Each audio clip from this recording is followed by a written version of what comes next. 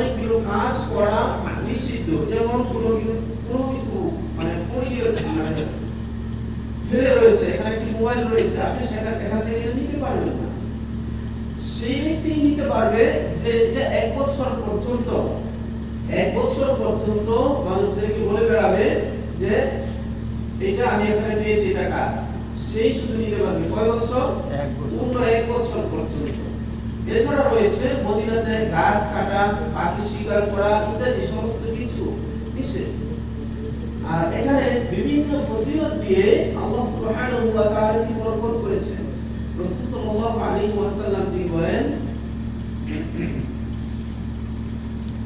আল্লাহুম্মা বারিক ফিল মাদিনা জি'ফাই মা বারাকতা ফিল মক্কা। হে আল্লাহ, আপনি যে ইব্রাহিম আলাইহিস সালামের দোয়ার বরকতে ফজিলতে মক্কাতে যে পরিমাণ বরকত দিয়েছেন, মদিনাতে তার চাইতে দ্বিগুণ পরিমাণ বরকত আপনি দান করুন।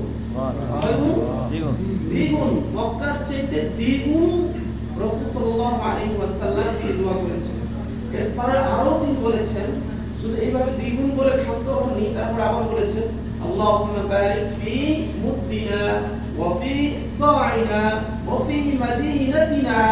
এইভাবে নির্দিষ্ট করে একটা করে আবার মদিনার কথা বলেছেন। হে আল্লাহ, মদিনার যে জিনিসগুলি ওজনে মাপা হয়, যে জিনিসগুলি আপনার লিটারে মাপা হয়, যে জিনিসগুলি আপনার এক কথায় মদিনার প্রত্যেকটা জিনিসের উপরে দ্বিগুণ করে বরকত তুমি দিয়ে দাও। ওফি সামারিনা, ফল যে রয়েছে ফল সেই ফলের উপরেও আল্লাহ তুমি দ্বিগুণ বরকত দিয়ে দাও। এইভাবে রাসূল সাল্লাল্লাহু আলাইহি ওয়াসাল্লাম মদিনার জন্য দোয়া করেছেন। আর সেই মদিনায় আমরা রয়েছি, এবং এই মদিনার কথা রাসূল সাল্লাল্লাহু আলাইহি ওয়াসাল্লাম তিনি আরো বলেন, মান ইসতাতাআ আন ইয়ামুতা ফিল মাদিনা ফালইয়ামুত বিহা ফাইন্নী আশফা'ু লাহু ইয়াওমাল কিয়ামা। কেউ যদি ইচ্ছা করে, চায়, চেষ্টা করে মদিনাতে মৃত্যুবরণ করতে, সে যেন মদিনায় মৃত্যুবরণ করে। কেন মৃত্যুবরণ করতে চাইবে? কারণটা কি মদিনাতে মৃত্যুবরণ করার? কারণটা হচ্ছে রাসূল সাল্লাল্লাহু আলাইহি ওয়াসাল্লাম তিনি বলেন, ফাইন্নী আশফা'ু লাহু ইয়াওমাল কিয়ামা। আমি তার জন্য, যে ব্যক্তি মদিনায় মৃত্যুবরণ করবে, তার জন্য আমি কিয়ামতের দিন সুপারিশ করব তাকে জান্নাতে যাওয়ার জন্য। সুবহানাল্লাহ। পৃথিবী অন্য কোথাও মৃত্যুবরণ করলে কি এই ফজিলত পাওয়া যাবে? পাওয়া যাবে না। আর রাসূলের সুপারিশ পাওয়া মানে কি? নিশ্চিত জান্নাত, নিশ্চিত কনফার্ম। এই এত বরকতপূর্ণ এলাকায় আমরা রয়েছি। রাসূল সাল্লাল্লাহু আলাইহি ওয়াসাল্লাম এই স্থানে এখানে রয়েছেন, এখান থেকেই দ্বীনের প্রচার প্রসার হয়েছে, এখানেই আবার এসে শেষ হবে। রাসূল সাল্লাল্লাহু আলাইহি ওয়াসাল্লাম তিনি আরো বলেছেন মদিনার ব্যাপারে, মদিনার এলেম এখান থেকেই ইসলামের প্রচার প্রসার সমস্ত পৃথিবীতে বিস্তৃত লাভ করেছে। কিয়ামতের ময়দানে, কিয়ামতের আগে মদিনার এলেম আবার মদিনার দিকে ফিরে আসবে। যেমন ভাবে সাপ এবং বিচ্ছু সে গর্ত থেকে বের হয়ে বিভিন্ন জায়গায় খাবার খেয়ে আবার রাত্রে তার গুহায় চলে আসে, ঠিক তেমনি ভাবে মদিনা থেকে ইসলাম প্রচার শুরু হয়েছে, সারা বিশ্বে ছড়িয়ে গিয়েছে। এখন যখন কিয়ামত সন্নিকটে হয়ে যাবে, তখন আবার মদিনার এলেমটা আবার মদিনার দিকে চলে আসবে। যখন মদিনায় এসে শেষ হয়ে যাবে, তখন আস্তে আস্তে মদিনা থেকেও যখন এলেম উঠে যাবে, তখনই কিয়ামত হবে। এই জন্য আমাদের সবসময় চেষ্টা করতে হবে আমরা যেন মদিনার যে সমস্ত এলেম রয়েছে, মদিনার যে ইলমি বিষয় রয়েছে, সেইগুলো যেন আমরা পালন করতে পারি, মদিনা থেকে যেন এলেম গ্রহণ করতে পারি, সেই জন্য আমাকে চেষ্টা করতে হবে। কারণ মদিনার এলেমটাই এখন বিশুদ্ধ রয়েছে।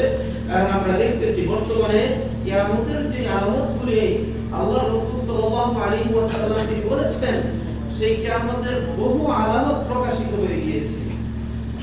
তার মানে হচ্ছে কিয়ামত অতি সন্নিকটে চলে এসেছে। এখন সবচেয়ে বিশুদ্ধ এলেম পাবেন কোথায়? মদিনার এলেমের মধ্যে। সুতরাং আমরা চেষ্টা করব যে মদিনার এলেমটাকে গ্রহণ করার জন্য।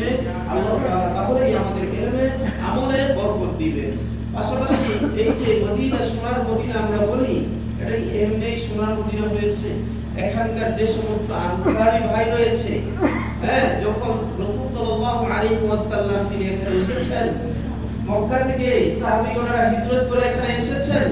আসার পর তারা কি করেছেন, যার দুইটা ঘর ছিল, একটা ঘর ওই ভাইকে মক্কা থেকে যিনি এসেছেন তাকে দিয়ে দিয়েছেন। যার দুইটা বাগান ছিল, দুইটা খেজুর গাছ ছিল, একটা খেজুর গাছ ওই ভাইকে দিয়ে দিয়েছেন। যার দুইটা স্ত্রী ছিল, একটা স্ত্রী তালাক দিয়ে আরেকজন ভাইকে দিয়ে দিয়েছেন। এইভাবে তারা সমস্ত কিছুতে তারা ভাগ বটোয়ারা করে ওই মুহাজির ভাইদেরকে তারা দান করে দিয়েছেন। তো এই হচ্ছে মদিনার আখলাক, চরিত্র, এবং এই ধরনের মানুষ এখনো পর্যন্ত আজ পর্যন্ত মদিনায় রয়েছে। আমি আপনাদেরকে একটি ছোট্ট কথা বলি। আমি এখন তো মনে করেন যে রওজাতে যাওয়ার কোনো প্রসেস নেই, শুধুমাত্র যেতে হবে তাসরি দিয়ে, পারমিট নিয়ে যেতে হবে। আগে তো এরকম ছিল না। আগে আমরা যখন এখানে আসতাম মাঝে মাঝেই ওখানে যাইতাম, গিয়ে চেষ্টা করতাম ওখানে গিয়ে যেন দুইটা রাকাত নামাজ পড়তে পারি। একদিন কি করলাম, আমি আসলাম, এসে সেখানে